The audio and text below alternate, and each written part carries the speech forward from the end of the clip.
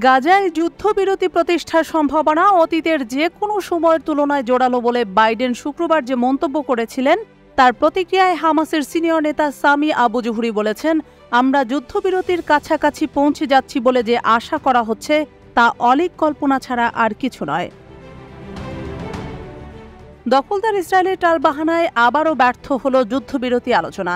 ইসরায়েলের উগ্র যুদ্ধাগ্রহী প্রধানমন্ত্রী বেনিয়ামিন নেতানিয়াহুর দেওয়া কঠিন 4 শর্তের ফলে আবারও যুদ্ধবিরতি ও জিম্মি মুক্তির চুক্তি আলোর মুখ দেখতে পেল না। তবে এবার ইসরায়েলের মিত্রদেশ যুক্তরাষ্ট্র চুক্তিটির ব্যাপারে বেশ আশাবাদী ছিল। মার্কিন প্রেসিডেন্ট জো বাইডেন মন্তব্য করেছিলেন যে ইসরায়েল হামাস যুদ্ধবিরতি আলোচনার বেশ কাছে অবস্থান করছে, যে কোনো সময় যুদ্ধবিরতির ঘোষণা আসতে পারে। বাইডেনের এমন মন্তব্যকেই কটাক্ষ করল ফিলিস্তিনের মুক্তিকামী সংগঠন হামাস। হামাসের সিনিয়র নেতা আবু জুহরি বলেন, আমরা কোনো চুক্তি বা সত্যিকারের আলোচনা দেখতে পাচ্ছি না, বরং আমাদের উপর আমেরিকার পক্ষ থেকে একটি ব্যবস্থা চাপিয়ে দেওয়ার চেষ্টা চলছে।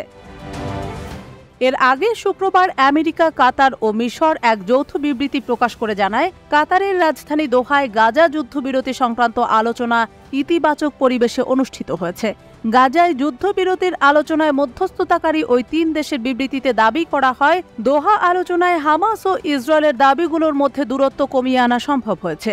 এমন সময় ওই দাবি করা হয় যখন দোহা বৈঠকে হামাসের কোনো প্রতিনিধি দল উপস্থিত ছিলেন না। দোহা আলোচনায় ইসরায়েলের নতুন একটি দাবি নিয়ে আলোচনা হয়েছে, যেখানে ইহুদিবাদী সরকার এই উপত্যকার ভেতরে গাজা মিশর সীমান্তে সেনা মোতায়েন করে রাখার দাবি জানিয়েছে। হামাস অবশ্য কোনো অবস্থায় গাজায় ইসরায়েলি সেনা মোতায়েন রাখার বিষয়টি মেনে নিতে রাজি নয়। এদিকে 16 আগস্ট শুক্রবার কাতারের রাজধানী দোহায় স্থগিত হওয়া হামাস ও ইসরায়েলের মধ্যে যুদ্ধবিরতি আলোচনা বুধবার কায়রোতে পুনরায় শুরু হবে। শনিবার মিশরীয় সূত্রগুলো সিনহুয়া নিউজকে এ তথ্য জানিয়েছে। নাম প্রকাশে অনিচ্ছুক সূত্রগুলো জানিয়েছে, 3 মধ্যস্থতাকারী মিশর, কাতার ও যুক্তরাষ্ট্রের প্রতিনিধি দল এবং ইসরায়েলের প্রতিনিধি দল বুধ ও বৃহস্পতিবার আলোচনায় অংশ নেবে।